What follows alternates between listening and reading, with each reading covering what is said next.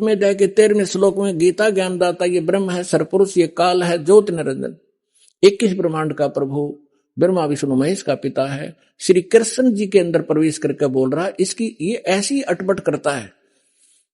ये कहता है चौथे अध्याय के 5वें और 9 श्लोक में कहता, अर्जुन तेरे और मेरे बहुत जन्म हो चुके हैं, तू नहीं जानता मैं जानता हूं, और मेरे जन्म और कर्म अलौकिक हैं, अद्भुत है। तो ये सामने नहीं आता, इसने कसम खा रखी है, प्रतिज्ञा कर रखी है, मैं कभी किसी को अपने ओरिजिनल रूप में दर्शन नहीं दूंगा। तो ये क्या करता है, किसी में प्रवेश करके प्रेत की तरह जो कुछ करना करवाना उससे करवा जाता है और पाप उसके सिर पर धर देता है। तो यहां क्या कह रहा है वो, तो गीता अध्याय नंबर 8 के श्लोक नंबर 13 में कहा कि मेरा एक ओम अक्षर है, ओम इति एकाक्षरम ब्रह्म विहारण माम अनुसमरण, और ये प्रियति तदन देहम सयाति परमाम गतिम, मेरा केवल एक ओम मंत्र है, नथिंग एल्स।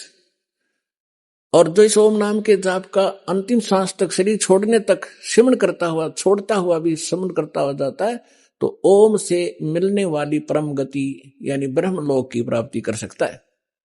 गीता अध्याय नंबर 17 के श्लोक नंबर 23 में फिर इसने स्पष्ट कर दिया है कि उस सच्चिदानंद घन ब्रह्म की भक्ति का मुझे ज्ञान नहीं है, लेकिन सांकेतिक बताता हूं, वो 3 मंत्र का जाप है। ओम तत्सत इति निर्देश ब्रह्मण त्रिवेद समर्थ है। तो उसके पाने का ये 3 मंत्र का जाप है। तो यहां गरीबदास जी समझाना चाहते हैं, गीता और भागवत पढ़े न बुद्ध शब्द ठिकाने नु, ठिकाने माने जो सही मंत्र है।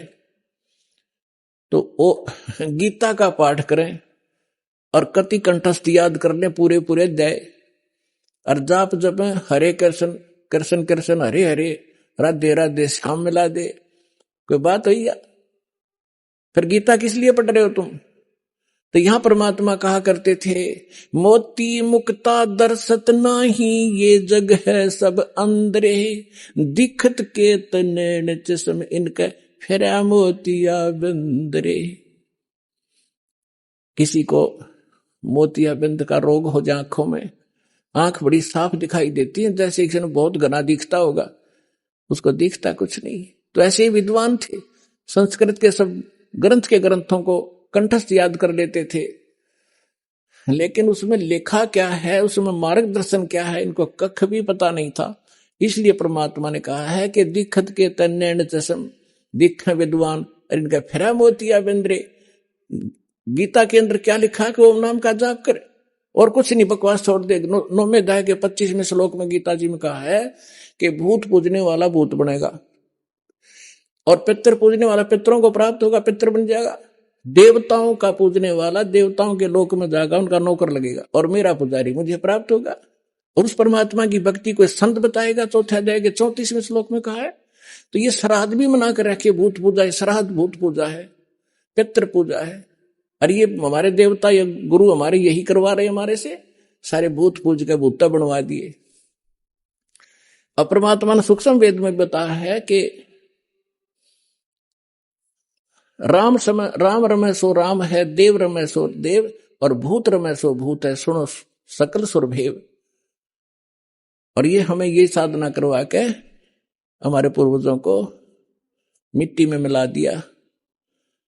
अब क्या बताना चाहते हैं कि गीता और भागवत पढ़े, न बुद्ध शब्द ठिकाने नु, और मन मथुरा दिल द्वारका नगरी, कहा फिर बरसाने नु। देख कांडले द्वार रखे हमारे से।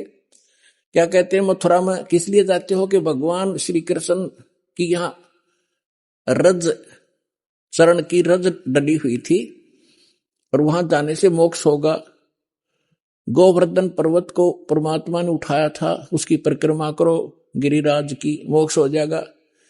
भले आदमियों, पहले तो ये सोचो कि गोवर्धन गिरिराज को किस लिए उठाया था श्री कृष्ण जी ने?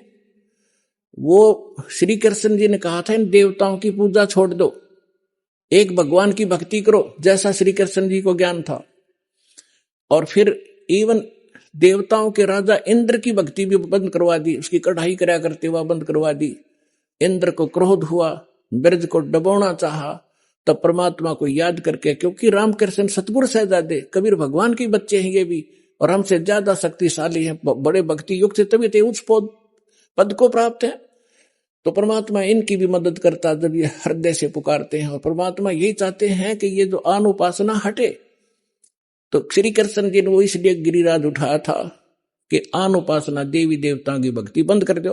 और ये हमारे गुरु ये फिर वही करवाने लग रहे जो श्री कृष्ण जी बना किया करते थे, खा के इनको ज्ञान। अब श्री कृष्ण जी उस मथुरा ने छोड़कर द्वारका में गए थे। अगर वही पवित्र धरती होती और वहीं से मोक्ष होता तो वो द्वारका क्यों गए? तो गरीबदास सूक्ष्म वेद में कहा है कि भूमि भरोसा डूब है और कल्पत है त्यों देव। इस भूमि के जो आधार से आप ये मान बैठे हो कि मथुरा में जाने से और जीव का कल्याण होगा या काशी में ही मोक्ष प्राप्त होता है, या भूल है आपकी। क्या बताना चाहते हैं कि मुक्ति खेत मथुरापुरी वह कीन्या कृष्ण कलोल और कंस केसी चाणोर से वह फिरते डामाडोल। कर्म प्रधान है, जैसे कर्म करोगे चाहे मथुरा में करो चाहे काशी में करो, कर्म का फल मिलेगा, धरती कुछ लाभ नहीं देगी। क्या संदेश क्या दिया है यहाँ इस सेंटेंस में, समृतवाणी में, कि यदि आप मथुरा को मोक्ष अक्षेत्र मानते हो, और किस लिए कि वहां श्री कृष्ण जी किलोल किया करते थे, घूमा फिरा करते थे, रास करते थे। उसी मथुरा में कंस था, केसी और चाणूर जैसा ने बकल तरवाया, उनकी ब्रांड माटी हुई, उनको नरक स्थान मिला। उन कर्म माड़े किए तो अच्छे कर्म कहीं बैठ के कर लो, सद्भक्ति करो, उसी से लाभ होगा। और फिर क्या डले डुआ रखे हैं कि बरसाना में जाएंगे, बरसाने में नहीं गए तो दूरी भक्ति रहेगी वहां की। क्यों? क्योंकि राधा जी बरसाने की लड़की थी और श्री कृष्ण जी की प्रेमिका थी। अब वहां के लोग, जो बरसाना के लोग इतने भ्रमित हैं, वो क्या कहते हैं, एक दूसरे को राम राम भी नहीं बोलते। वो क्या कहते हैं, जैसे सुबह सुबह या कभी भी मिलते हैं आपस में, हम कोई राम राम कहता, कोई सत्साई बोलते हैं, तो वो कहते हैं राधे राधे। तो सामने वाला कहेगा अखा बेटा राधे राधे, और राम भी भूल गए, और राधे उस काम की लड़की ने पूजन लाएंगे, देख कहाँ डले डुबा दिए। राधे राधे श्याम मिला दे, वो बरसाना में सिफारिश लुआन जाओ राधे की कि कृष्ण से मिला दे, कृष्ण ने मिलकर के कला टूट जाएगा, वो आप जन्म मृत्यु के अंदर। तो पुण्यात्माओं, इस काल के दूतों ने यो नौमन सूत उलझा रखा है अज्ञान का।